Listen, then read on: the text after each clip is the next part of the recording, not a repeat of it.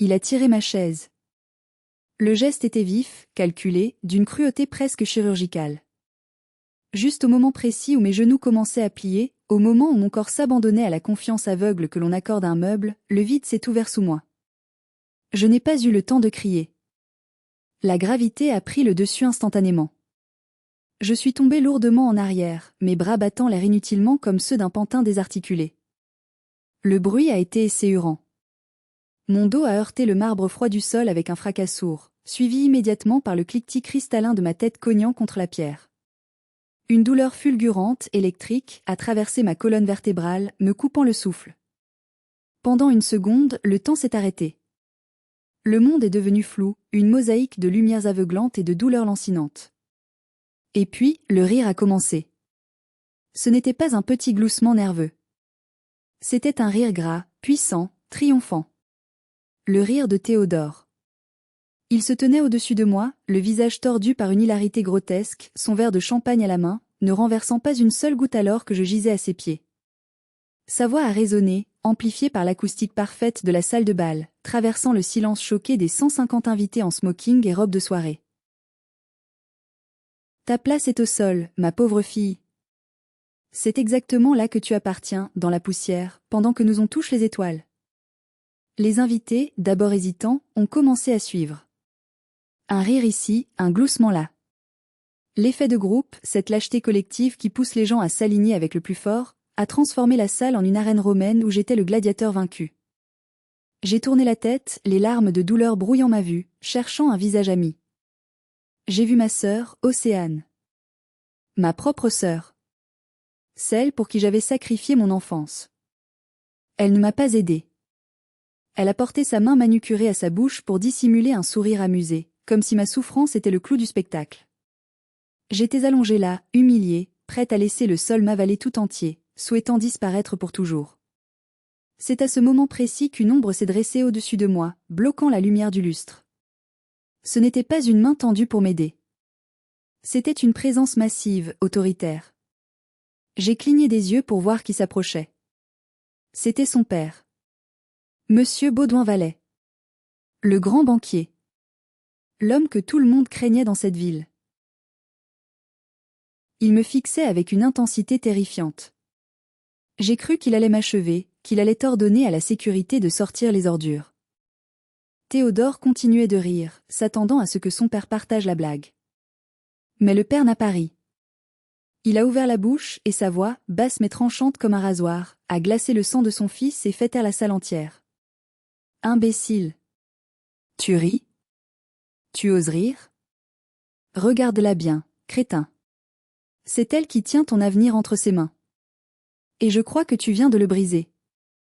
Avant de vous raconter comment cette soirée de fiançailles s'est transformée en tribunal public, et comment j'ai mis à genoux une famille entière sans lever le petit doigt, j'ai une question pour vous. Je suis curieuse de savoir jusqu'où porte ma voix aujourd'hui. Dites-moi dans les commentaires depuis quelle ville ou quel pays vous écoutez cette histoire, et quelle heure il est chez vous. Je lis tout, et savoir que vous êtes là me donne la force de continuer. Je m'appelle Ludivine. J'ai 32 ans, mais j'ai l'impression d'en avoir 60.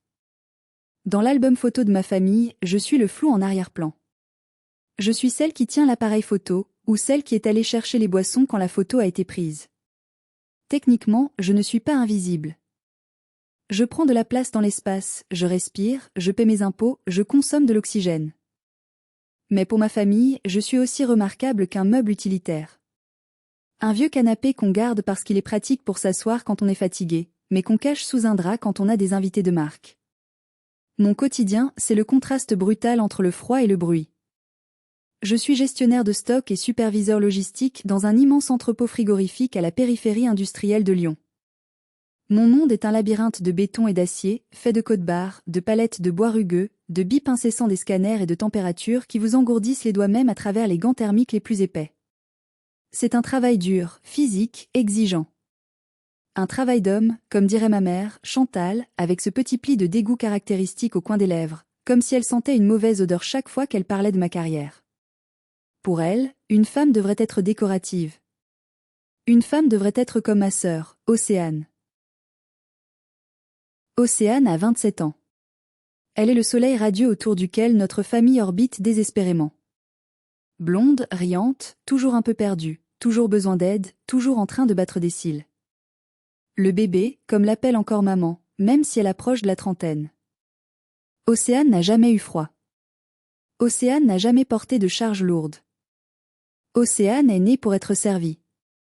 Moi, j'ai dû grandir le jour de mes 10 ans. Je m'en souviens comme si c'était hier. C'était un mardi pluvieux. Papa a mis son manteau gris, il a dit qu'il partait chercher des cigarettes au tabac du coin. Il n'a jamais franchi le seuil du retour. Il nous a laissés là, avec une boîte à outils rouillée dans le garage et une montagne de dettes sur la table de la cuisine. J'ai pris la boîte à outils. Océane a pris le rôle de la princesse fragile à sauver. Maman a pris le rôle de la veuve éplorée, même s'il n'était pas mort, juste parti. Depuis ce jour, je suis devenu le pilier. Le pilier qu'on ne remercie jamais mais sur lequel on s'appuie de tout son poids. Je vis seul dans un petit appartement au-dessus d'une boulangerie qui se lève trop tôt. Ça sent le levain, la farine brûlée et la solitude. Sur ma table de cuisine en formica, il n'y a pas de vase avec des fleurs fraîches. Il y a une boîte à chaussures. Une vieille boîte Adidas bleue, au coin abîmée par le temps. C'est mon trésor le plus précieux. C'est ma mémoire externe.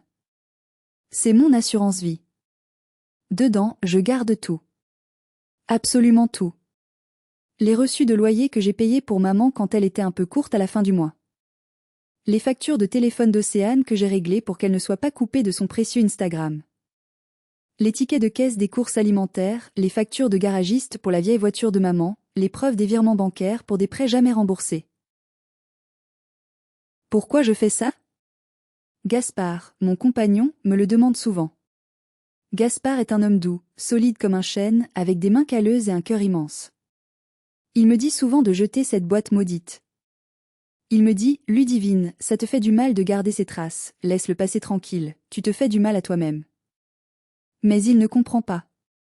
Dans cette famille, la vérité est une matière flexible, une pâte à modeler que maman et Océane sculptent à leur guise. Je te rembourserai la semaine prochaine devient très vite tu es égoïste de réclamer de l'argent à ta propre famille alors qu'on souffre. Alors, je garde les preuves. Je suis devenue, malgré moi, une comptable de l'ingratitude. Je ne savais pas encore à quel point cette boîte en carton allait devenir mon gilet pare-balles, la seule chose capable d'arrêter les balles le soir où tout a explosé. L'invitation pour les fiançailles n'est pas arrivée par un beau carton doré avec une calligraphie élégante, comme pour les autres invités. Non, pour moi, l'invitation est arrivée par un SMS lapidaire d'Océane, envoyé entre 2 émojis cœur et bague. Fête de fiançailles samedi au château de Montchat. Sois là à 14h impérativement pour aider à installer les fleurs et les centres de table. Maman compte sur toi. Bisous. Pas de s'il te plaît. Pas de ça me ferait plaisir que ma grande sœur soit là pour partager mon bonheur. Juste un ordre déguisé en bisous. Un rappel de ma fonction, main-d'œuvre gratuite. Elle allait épouser Théodore. Théodore Vallet. Comment décrire Théodore? Imaginez un homme qui porte des lunettes de soleil de marque à l'intérieur, même quand il pleut, et qui utilise le mot synergie pour commander un café au comptoir. Il a 29 ans, il se présente comme courtier en immobilier de luxe, mais je ne l'ai jamais vu vendre autre chose que du vent et de l'arrogance. Il est, surtout et avant tout, le fils de Baudouin Vallet, le directeur régional d'une des plus grandes banques privées de France. Maman l'adore. Elle le regarde comme si c'était le Messie descendu sur terre pour nous sauver de notre médiocrité financière. Il a tellement de classe, soupire-t-elle souvent en lissant sa jupe. Il appelle les serveurs garçons, c'est tellement chic, tellement vieille France. Non, maman, ce n'est pas chic, c'est grossier et condescendant, mais tu es trop aveuglée par les reflets de sa fausse Rolex pour le voir. Le jour de la fête, je suis arrivée à l'heure, comme toujours. J'ai garé ma petite voiture d'occasion loin de l'entrée principale pour ne pas gâcher la vue. J'ai passé 4 heures interminables à porter des vases lourds remplis d'eau, à déplacer des chaises en fer forgé, à grimper sur des escabeaux pour accrocher des guirlandes, et à me faire aboyer dessus par l'organisatrice de mariage qui me prenait pour une employée intérimaire. Océane est arrivée vers 17h, fraîche comme une rose, sa mise en pli parfaite, se plaignant immédiatement d'un ongle cassé. Théodore est arrivé peu après, au volant d'une voiture de sport rouge louée pour l'occasion. Il m'a vu en train d'essuyer une tache sur une nappe blanche. Tiens, Cendrillon est sorti de son frigo, a-t-il lancé en riant à ses garçons d'honneur qui le suivaient comme une meute de chiens fidèles. Ils ont tous ri. Ces rires de hyène, vides et cruels, qui résonnent trop fort. J'ai serré les dents si fort que ma mâchoire a craqué. J'ai pensé à Gaspard, qui devait me rejoindre plus tard après son travail sur le chantier. J'ai pensé à ma boîte à chaussures.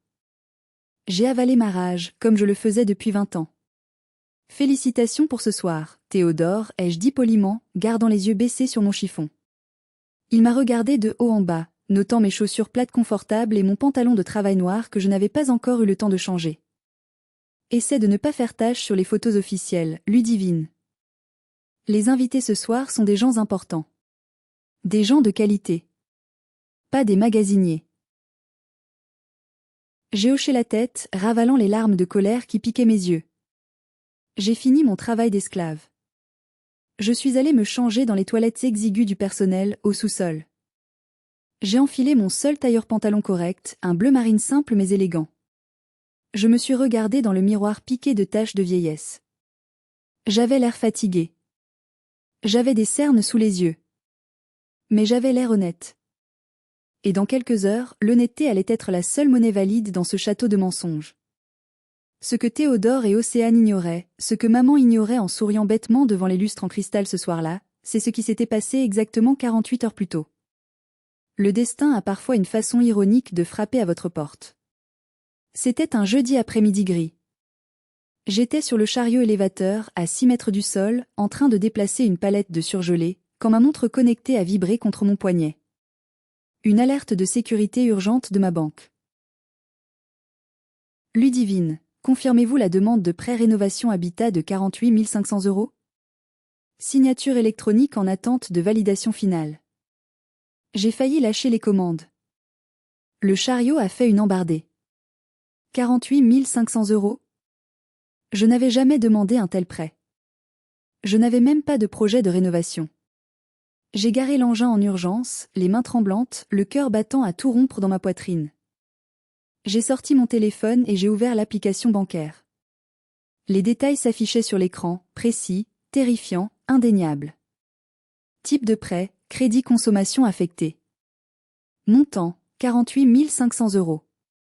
Co-emprunteur solidaire, Chantal Dubois, ma mère. Bénéficiaire principal des fonds, Théodore Vallet. Motif déclaré, apport personnel pour achat immobilier. Le monde a tourné autour de moi. J'ai dû m'asseoir sur une caisse de pommes surgelées pour ne pas m'évanouir sur le béton. Ils avaient utilisé mon nom. Maman avait dû fouiller dans mes papiers la dernière fois qu'elle était venue chez moi. Elle avait volé mes fiches de paie, mon avis d'imposition, ma copie de carte d'identité. Ils essayaient de contracter une dette colossale sur mon dos, sur mon crédit impeccable que j'avais mis 10 ans à construire en mangeant des pâtes, en ne partant jamais en vacances et en comptant chaque centime. J'ai composé le numéro de maman. Ça a sonné dans le vide. Pas de réponse. J'ai appelé Océane. Messagerie directe. J'ai regardé l'écran noir de mon téléphone. J'avais deux choix. Le choix habituel, continuer d'appeler, hurler, pleurer, les supplier d'arrêter, les laisser me manipuler avec des phrases toxiques comme c'est juste pour aider ta sœur, on paiera les mensualités, promis, tu es la grande sœur, c'est ton devoir. Ou bien je pouvais arrêter d'être la victime. Je pouvais devenir le mur sur lequel ils allaient s'écraser. J'ai quitté le travail 2 heures plus tôt. Je suis allé directement à la succursale principale de la banque, au centre de Lyon. J'ai demandé à voir le service des fraudes. Je n'ai pas crié. Je n'ai pas fait de scandale. J'étais d'un calme glacial, le calme de ceux qui n'ont plus rien à perdre. J'ai rempli le formulaire CERFA de dépôt de plainte officielle. J'ai coché la case usurpation d'identité avec une croix ferme et noire. L'agent bancaire, une femme sévère aux lunettes écailles, m'a regardé par-dessus ses verres avec une inquiétude visible. Vous êtes sûre de vouloir faire ça, madame? Cela implique des membres proches de votre famille. Une procédure pénale pourrait être déclenchée automatiquement. Il n'y aura pas de retour en arrière possible une fois que j'aurai appuyé sur Entrée. J'ai pensé à toutes les fois où j'ai payé l'électricité pour qu'elles aient de la lumière. J'ai pensé aux moqueries constantes de Théodore. J'ai pensé à l'indifférence cruelle de maman face à ma fatigue. Je suis sûre, ai-je dit. Ma voix n'a pas tremblé, pas une seule seconde. Bloquer tout. Geler mes comptes. Signaler la tentative comme fraude avérée. Elle a tapé sur son clavier. J'ai reçu un récépissé. Un simple papier blanc, imprimé à chaud. Je l'ai plié soigneusement en 4 et je l'ai mis dans la poche intérieure de ma veste, juste contre mon cœur. Ce papier, c'était ma dignité retrouvée. Et maintenant, en regardant Théodore parader dans ce château avec son costume trop brillant, je sentais le poids de ce papier contre ma poitrine. Il pensait être le roi de la soirée. Il ne savait pas qu'il était déjà un homme mort qui marchait vers sa propre tombe. La salle de bal était magnifique, je dois l'admettre avec amertume. Des roses blanches par milliers, un quatuor à cordes jouant du Vivaldi avec une précision mélancolique, des serveurs en livrée circulant avec des plateaux d'argent chargés de champagne millésimé. On m'avait placé à la table 14. La table tout au fond, près des portes battantes des cuisines et juste à côté des enceintes de la sono qui vibraient à chaque note de basse. C'est là qu'on met les cousins éloignés, les vieux oncles gênants et les gens dont on a un peu honte. J'étais assise seule. Gaspard m'avait envoyé un message rapide, retardé par un accident grave sur l'autoroute A6. Tout est bloqué. J'arrive dès que possible. Tiens bon ma chérie. J'ai soupiré. J'étais seule face au loup, sans mon bouclier. Le moment des discours est arrivé. Théodore a pris le micro avec cette assurance arrogante des hommes qui n'ont jamais eu à se battre pour rien. Il a parlé de synergie amoureuse, de vision commune pour l'avenir, de empire à construire. Il a remercié ses parents pour leur générosité, remercié maman en l'appelant ma deuxième mère adorée, remercié le traiteur, le fleuriste. Il ne m'a pas mentionné. Pas une seule fois. Comme si je n'existais pas. Puis, il a décidé de faire son show. Il est descendu de l'estrade, micro en main, se prenant pour une star de stand-up américain. Il a circulé entre les tables, faisant rire les invités avec des blagues faciles, tapant sur les épaules des banquiers et des notables. Il s'est approché de ma table. La musique s'est arrêtée progressivement. Le silence s'est fait, lourd et expectant. Tous les regards se sont tournés vers notre coin sombre. Et là, nous avons Ludivine, a-t-il dit, sa voix amplifiée résonnant trop fort dans les enceintes juste à côté de mon oreille. Ma future belle-sœur. Toujours aussi joyeuse, n'est-ce pas? On dirait qu'elle enterre son chat à chaque fête. Des rires polis ont parcouru la salle. Maman lui a fait un signe de la main, un sourire complice et indulgent. Allez, Ludie, détends-toi un peu. A-t-il lancé en s'approchant dangereusement. Il s'est mis juste derrière ma chaise. Je me suis levée instinctivement, mal à l'aise, voulant juste partir, fuir cette mascarade. Non, non, reste assise, profite du luxe. Ça change de ton entrepôt frigorifique, non? Ici au moins, ça sent le parfum, pas le poisson surgelé. J'ai voulu me rasseoir pour mettre fin à cette scène. J'ai plié les genoux, confiante, mes yeux fixés sur la nappe pour éviter les regards. Et c'est là que c'est arrivé. D'un geste vif, théâtral, presque cruel, il a tiré ma chaise en arrière. Le vide. Mon corps a basculé dans le néant. J'ai eu ce moment de panique pure, animale, où l'on cherche une prise qui n'existe pas. Puis l'impact. Bam. Mon coccyx a heurté le sol de marbre avec une violence inouïe. Ma tête a claqué en arrière, heureusement amortie par l'épaisseur de mon chignon, mais le choc a fait vibrer mes dents et mordre ma langue. Une douleur fulgurante a traversé ma colonne vertébrale comme un éclair blanc. Mes jambes ont volé en l'air de manière grotesque, ma dignité s'éparpillant sur le sol. Le silence a duré une seconde. Juste une seconde d'horreur pure. Puis le rire a explosé. Théodore riait le plus fort, plié en deux, le micro à la main, pointant du doigt mon corps étendu. Oups. Attention à la marche. Ta place est au sol, ma vieille, c'est là que tu appartiens. J'étais sonnée. Les larmes me montaient aux yeux, non pas de tristesse, mais de pure douleur physique et de honte brûlante. J'ai vu Océane. Ma petite sœur. Celle que j'avais protégée des orages, nourrie, défendue contre les brutes à l'école. Elle riait. Elle se cachait derrière sa serviette en lin, mais ses épaules tremblaient de rire. Elle ne bougeait pas pour m'aider. Personne n'a bougé. Personne ne m'a aidé. J'étais le bouffon de la cour. Le divertissement gratuit pour les riches. C'est à ce moment-là que j'ai senti une présence. Les rires se sont tus, vague après vague, comme une marée qui se retire devant l'arrivée d'un prédateur alpha. Théodore a cessé de rire en voyant le visage des invités changer, passer de l'amusement à la terreur. Je suis resté au sol, le dos en feu, le cœur brisé. Dites-moi, si vous étiez à ma place à cet instant précis, qu'auriez-vous fait? Auriez-vous pleuré? Auriez-vous fui? Ou auriez-vous fait ce que j'allais faire, détruire leur monde avec une simple feuille de papier? Dites-le moi dans les commentaires, j'ai besoin de savoir que je n'étais pas folle de vouloir me venger. J'ai levé les yeux, ma vision encore troublée par le choc. Une main était tendue devant moi. Une main manucurée, puissante, ornée d'une chevalière en or massif. J'ai remonté le regard le long du costume gris anthracite impeccable, jusqu'au visage de Pierre. C'était Monsieur Baudouin-Vallet. Le père.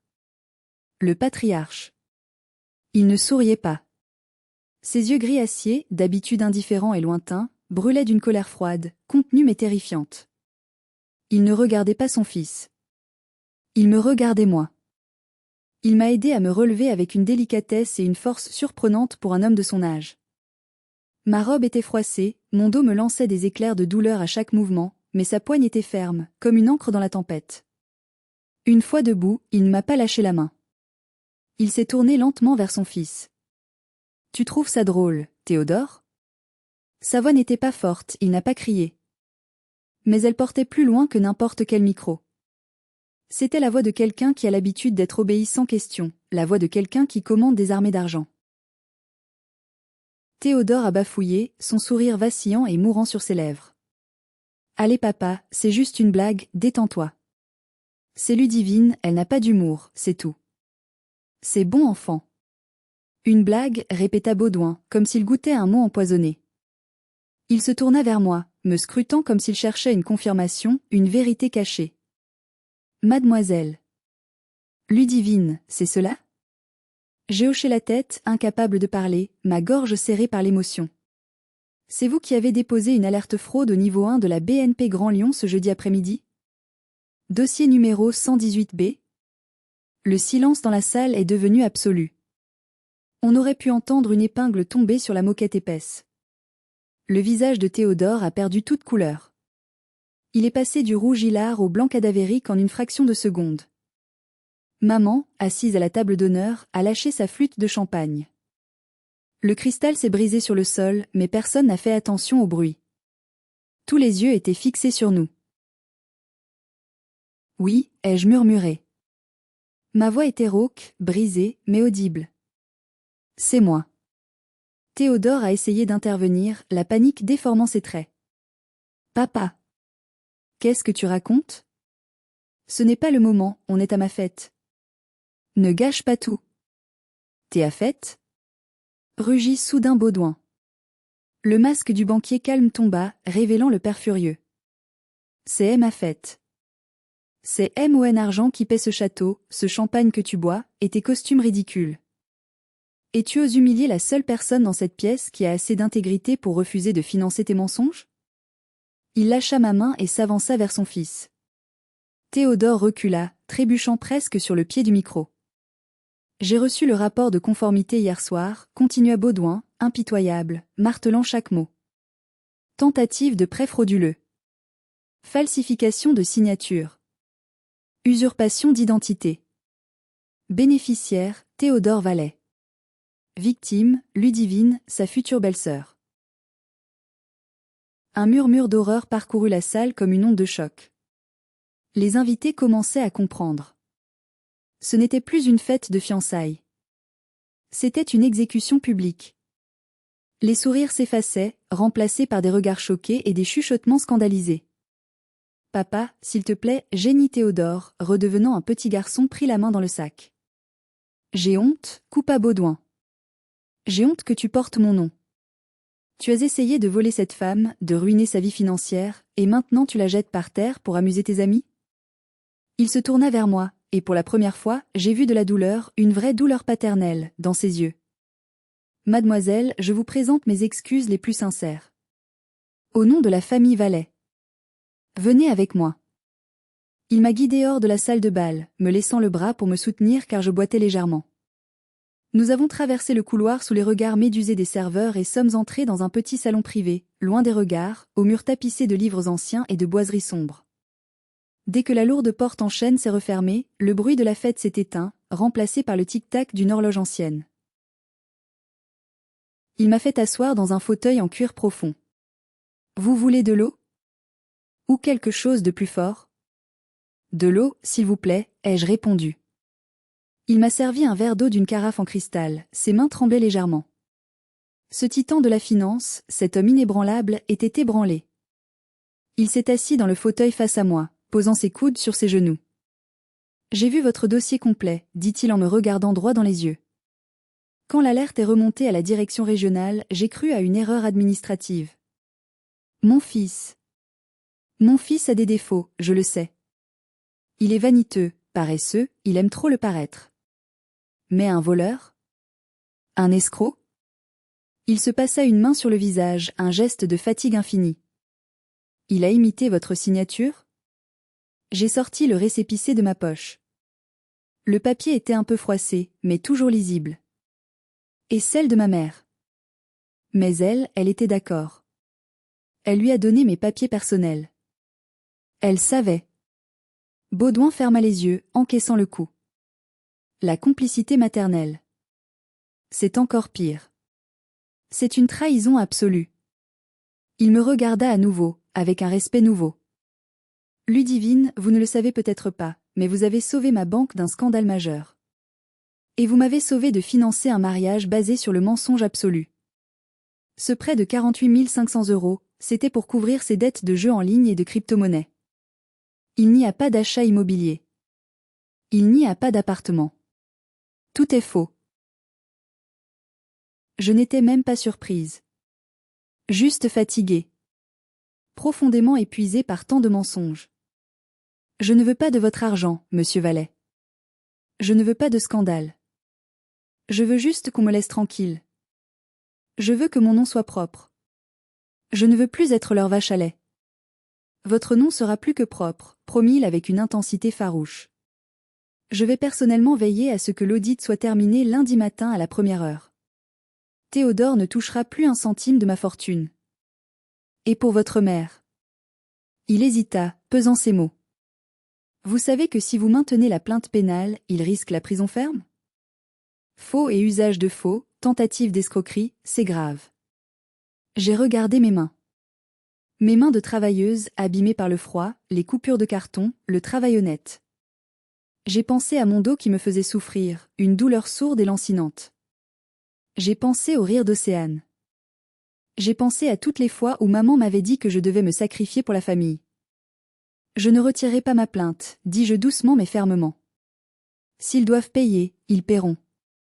J'ai payé pour eux toute ma vie, avec mon argent, mon temps, mon énergie. C'est à leur tour de payer l'addition. Baudouin a souri. Un vrai sourire, triste mais empreint d'un profond respect. Vous êtes la personne la plus forte de cette famille, Ludivine. J'aurais aimé que mon fils ait le quart de votre colonne vertébrale, le quart de votre honneur. Restez ici, reprenez vos esprits. Je vais régler cela. Quand nous sommes sortis du salon, 10 minutes plus tard, la fête était morte. L'orchestre avait cessé de jouer. La musique avait été remplacée par un silence lourd, oppressant. Les invités chuchotaient en petits groupes, jetant des regards noirs et accusateurs vers Théodore et Océane qui se tenaient dans un coin, l'air de deux enfants pris en faute, isolés comme des lépreux. Baudouin n'a pas fait de scène supplémentaire. Il n'a pas crié. Il a simplement fait un signe discret mais impératif au chef de salle. La fête est terminée. Veuillez raccompagner les invités vers la sortie. Maintenant. Puis il s'est tourné vers Théodore. Rends-moi les clés de la voiture. Et ta carte de crédit d'entreprise. Tout de suite. Devant tout le monde, devant ses amis, devant ses collègues, Théodore a dû vider ses poches. Il a posé les clés de la voiture de sport et la carte noire sur une table basse. L'humiliation était totale, absolue. Il était dépouillé de ses artifices. Océane pleurait, son mascara coulant sur ses joues parfaites, ruinant son maquillage de princesse. Elle s'est précipitée vers moi, les poings serrés. Ludie. Qu'est-ce que tu as fait? Tu as tout gâché. C'était mon jour. Mon jour spécial. Comment as-tu pu dire ces choses à son père? Tu es un monstre. Je l'ai regardé, incrédule. La distorsion de la réalité était effrayante. Moi? Océane, écoute-toi. Ton fiancé a essayé de voler près de 50 000 € à la banque de son père en utilisant mon nom et ma signature, avec l'aide de notre mère. Et il m'a jeté par terre pour amuser la galerie, me blessant le dos. Et tu as ri. Tu crois vraiment que c'est moi le problème ici? Maman est arrivée, le visage tordu par la rage, rouge brique. Elle ne m'a pas demandé si j'avais mal au dos. Elle ne m'a pas demandé si j'allais bien.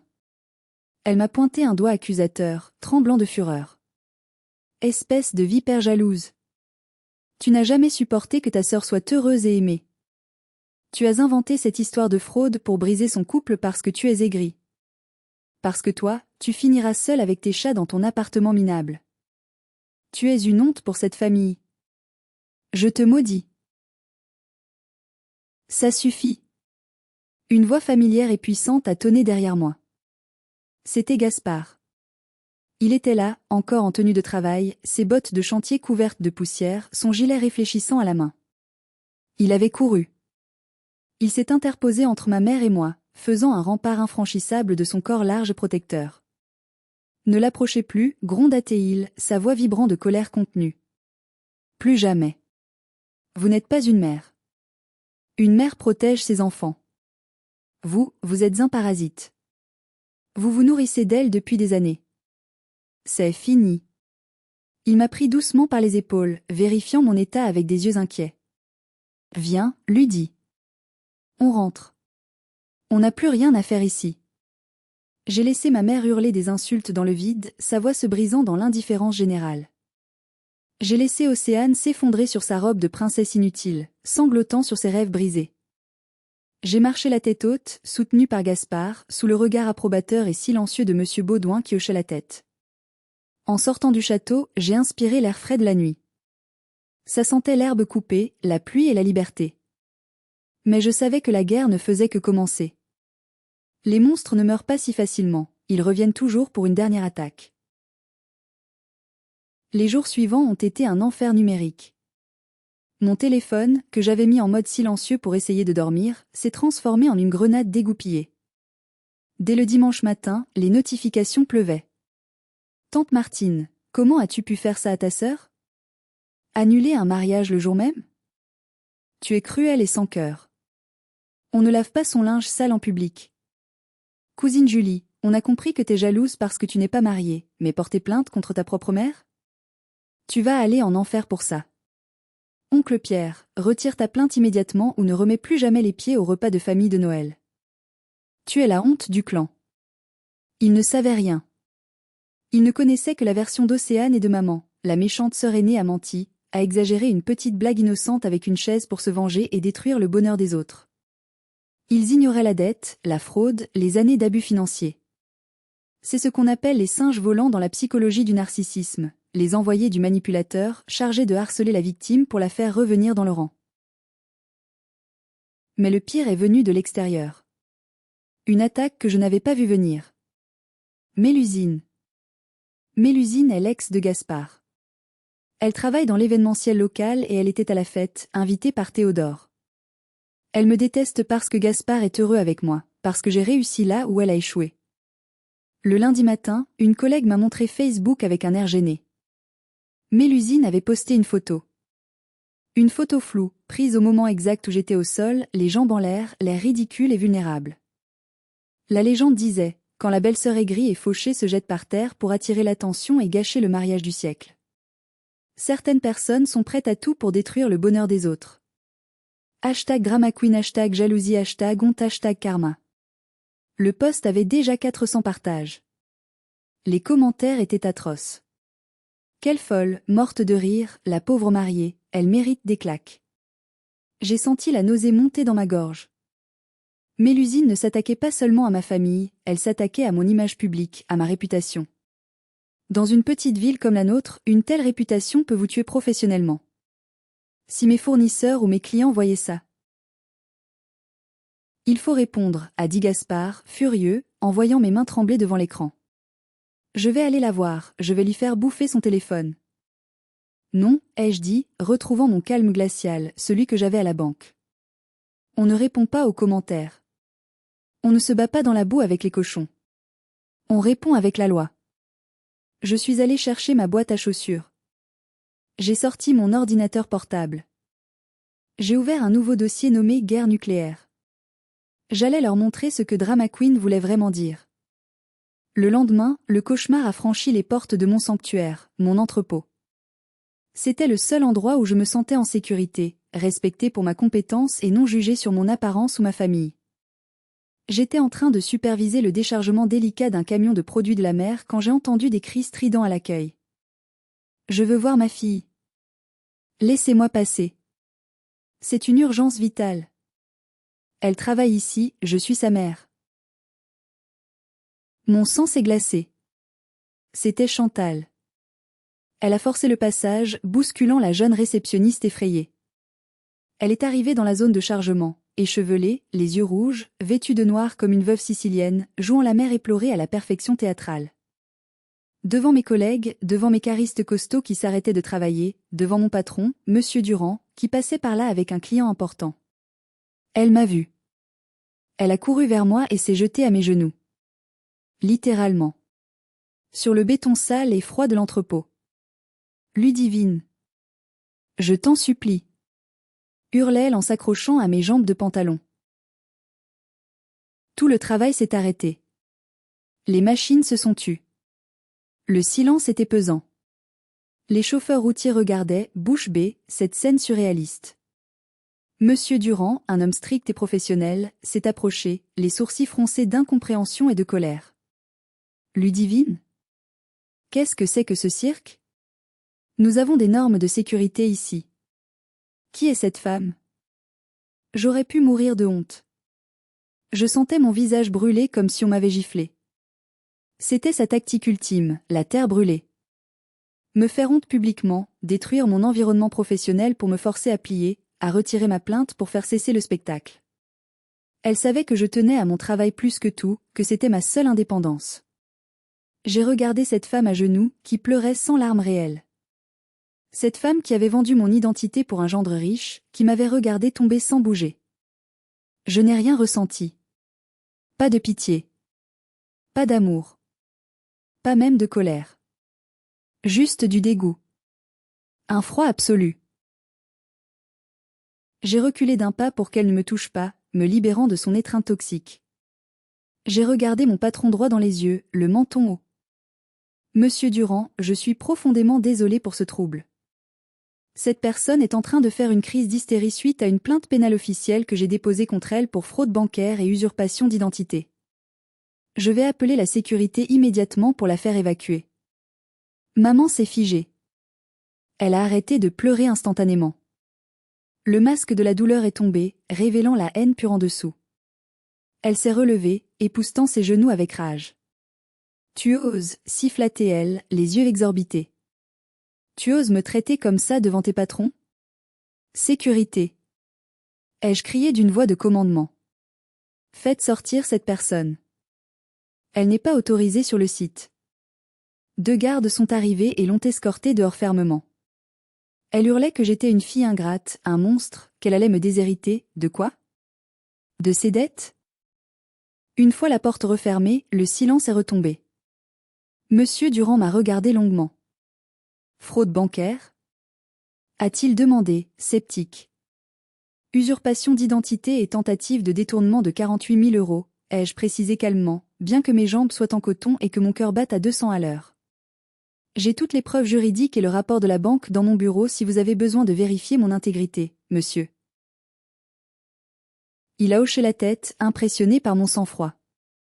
Non, Ludivine. Je vous crois. Retournez au travail. Et si elle revient, on appelle la police directement. Je ne veux pas de drame ici. J'avais gagné une bataille. J'avais protégé ma forteresse. Mais il restait Mélusine et les réseaux sociaux. La guerre continuait. Le soir même, j'ai appelé Monsieur Baudouin. C'était un appel difficile à passer, demander de l'aide à l'homme dont le fils m'avait humilié, mais je savais qu'il était mon seul allié puissant. J'ai besoin d'un avocat, ai-je dit sans préambule, ma voix encore tremblante de l'adrénaline de la journée. Pas pour la fraude, ça s'est géré. Pour diffamation. J'ai besoin de quelqu'un qui fait peur. Considérez que c'est fait, a-t-il répondu immédiatement. Sa voix était fatiguée mais ferme. C'est la moindre des choses que je puisse faire après ce que ma famille vous a fait subir. Je vous envoie Maître Vernet. C'est un requin. 3 jours plus tard, la contre-attaque a frappé. Et elle a frappé fort, comme un marteau de justice. Mélusine a reçu une mise en demeure délivrée par huissier de justice à son domicile et à son travail. Le dossier était épais. Il contenait non seulement les preuves de la fraude de Théodore, que Baudouin m'avait fournies, prouvant que mon action n'était pas motivée par la jalousie mais par la légitime défense financière, mais aussi des captures d'écran de son poste, des commentaires, et une estimation chiffrée du préjudice moral et professionnel. La lettre était claire. Si elle ne retirait pas son poste immédiatement et ne publiait pas des excuses publiques non équivoques sous 24 heures, nous l'attaquerions pour diffamation publique, atteinte à la vie privée, cyberharcèlement et diffusion d'images sans consentement. Les dommages et intérêts demandés s'élevaient à 15 000 €. Elle n'a pas tenu 2 heures. Le poste a disparu. À la place, un message pathétique est apparu sur son mur. Je tiens à m'excuser sincèrement auprès de Ludivine pour mes propos inexacts et blessants tenus dans mon précédent poste. Je n'avais pas tous les éléments du dossier et j'ai agi sous le coup de l'émotion. Je reconnais que mes accusations étaient infondées. Désolé pour le mal causé. C'était suffisant. Les gens ont compris. La rumeur a tourné à 180 degrés. Dans les petites villes, le vent tourne vite. Les commentaires ont changé. Il paraît que le fiancé était un escroc, il paraît qu'ils ont volé la sœur, c'est dégueulasse d'avoir affiché la victime. Quant à Théodore, la justice de son père a été plus brutale et plus rapide que celle des tribunaux. Baudouin l'a licencié de son poste fictif à la banque pour faute lourde. Il lui a coupé les vivres.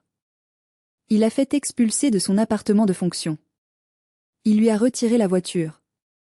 La dernière fois que j'ai entendu parler de lui, il servait des burgers dans un fast-food à Villeurbanne pour payer son loyer. Le prince était devenu un manant. Océane ? Elle s'est retrouvée seule.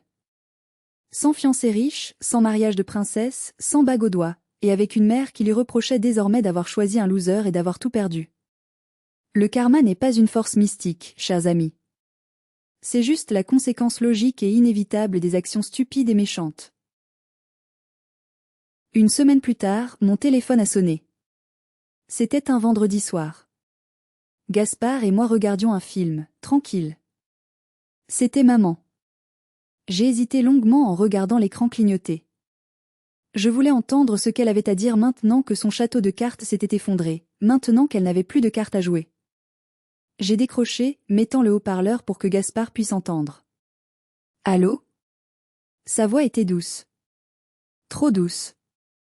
C'était sa voix de je veux quelque chose, celle qu'elle utilisait quand j'étais petite pour me faire céder mes jouets à Océane.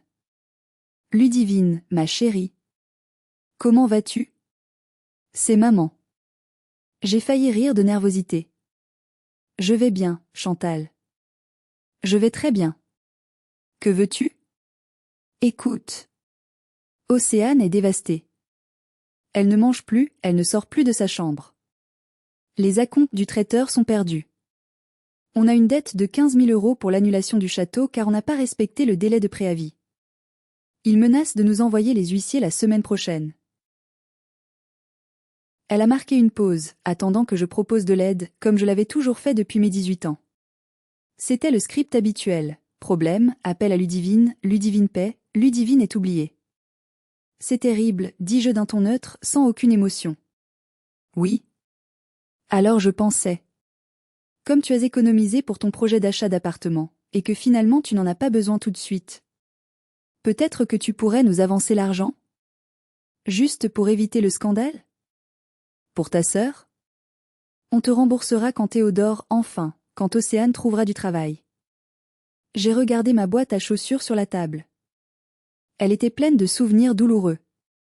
Mais mon cœur, lui, était vide de toute culpabilité. Le lien était rompu. Maman, dis-je doucement. Tu te souviens quand j'étais par terre? Quand tout le monde riait? Tu as ri aussi. Tu as détourné le regard quand j'ai cherché ton aide. C'était un malentendu. Je ne savais pas quoi faire. Non, Chantal. C'était un choix. Tu as choisi ton camp. Et aujourd'hui, je fais le mien. Je ne suis pas votre banque. Je ne suis pas votre filet de sécurité. Je suis la fille que tu as sacrifiée sur l'autel de tes ambitions. Et devine quoi? Je ne suis plus disponible. Ludivine. Si tu raccroches, tu n'as plus de mère. Hurla-t-elle, sa voix se brisant. Je n'ai plus de mère depuis longtemps, Chantal. Depuis le jour où papa est parti et où tu as décidé que j'étais le remplaçant, pas l'enfant. J'ai juste une débitrice insolvable au bout du fil. Adieu. J'ai raccroché. Puis j'ai bloqué le numéro. Pour toujours. J'ai bloqué Océane. J'ai bloqué les tantes. Le silence qui a suivi dans mon appartement n'était pas vide. Il était plein de paix. Une paix lourde mais réelle. 3 mois ont passé depuis cette nuit fatidique. Le printemps est arrivé à Lyon, balayant la grisaille de l'hiver. Gaspard et moi avons emménagé dans un nouvel appartement, un duplex lumineux avec une immense terrasse donnant sur les toits de la ville.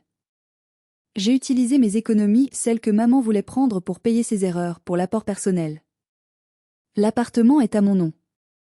Personne ne pourra me le prendre. J'ai revu Monsieur Baudouin une fois. Il m'a invité à déjeuner dans une brasserie chic du centre-ville. Il avait l'air fatigué, vieilli, mais serein. Il avait perdu ce masque de pierre pour laisser place à un visage humain. Théodore suit une thérapie, m'a-t-il dit en coupant son steak. Et il travaille. Vraiment. Il apprend la valeur de l'argent à la dure. C'est dur pour lui, mais c'est nécessaire. Je ne l'aide plus. Il a posé sa fourchette et m'a regardé avec intensité. Vous savez, Ludivine, j'ai failli vous proposer un poste de direction à la banque. Vous avez l'esprit le plus clair, le plus organisé et le plus éthique que j'ai rencontré depuis des années. J'ai souri, touché par le compliment venant de cet homme. Merci, Baudouin. Mais je suis bien dans mon entrepôt. J'aime quand les choses sont simples. Une palette entre, une palette sort. Pas de politique, pas de mensonges, pas de faux semblants. Je préfère le froid honnête du frigo à la chaleur trompeuse des bureaux. Il a ri, un rire franc. Je vous comprends. Gardez cette intégrité, Ludivine. C'est une perle rare dans ce monde. En rentrant chez moi ce soir-là, j'ai pris la vieille boîte à chaussures Adidas. Je l'ai ouverte une dernière fois. J'ai regardé tous ces vieux reçus, ces bouts de papier jauni qui racontaient l'histoire de mon exploitation. La preuve de ma douleur. J'ai pris un briquet. Sur ma terrasse, sous le ciel étoilé, j'ai brûlé les papiers un par un. Les factures d'Océane. Les dettes de maman. Les reconnaissances de dettes jamais honorées. J'ai regardé les flammes danser, transformant mon passé en cendres noires qui s'envolaient dans le vent de Lyon. Je n'avais plus besoin de preuves pour savoir qui j'étais. Je savais. J'ai pris un carnet neuf avec une belle couverture en cuir. Sur la première page, j'ai écrit mes nouvelles règles de vie, pour ne plus jamais oublier. Règle 1, ne jamais prêter ce qu'on ne peut pas se permettre de perdre. Règle 2, la famille, c'est le comportement, pas l'ADN. Le sang ne justifie pas l'abus. Et la dernière, la plus importante. Règle numéro 10, si quelqu'un tire ta chaise, ne te relève pas pour t'excuser ou pour pleurer. Relève-toi pour les faire tomber, et assure-toi qu'ils ne se relèvent pas. Aujourd'hui, quand je m'assois quelque part, je vérifie toujours ma chaise. C'est un réflexe, une cicatrice invisible. Mais je sais que si je tombe, Gaspard sera là pour me rattraper avant que je ne touche le sol. Et surtout, je sais que je suis capable de me relever toute seule, plus forte qu'avant. Océane a essayé de me contacter via un faux profil Facebook hier soir. Le message disait « Tu me manques, grande sœur. C'est dur sans toi. Je suis désolée. » J'ai regardé le curseur clignoter. J'ai senti une pointe de tristesse, le fantôme de la petite sœur que j'avais aimée.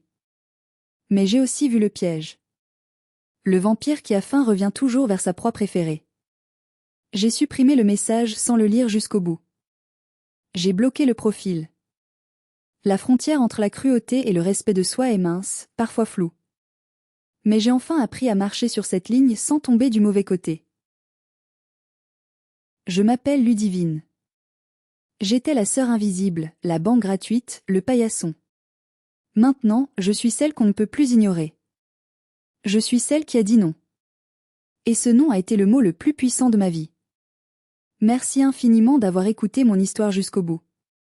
C'était un voyage difficile, mais nécessaire.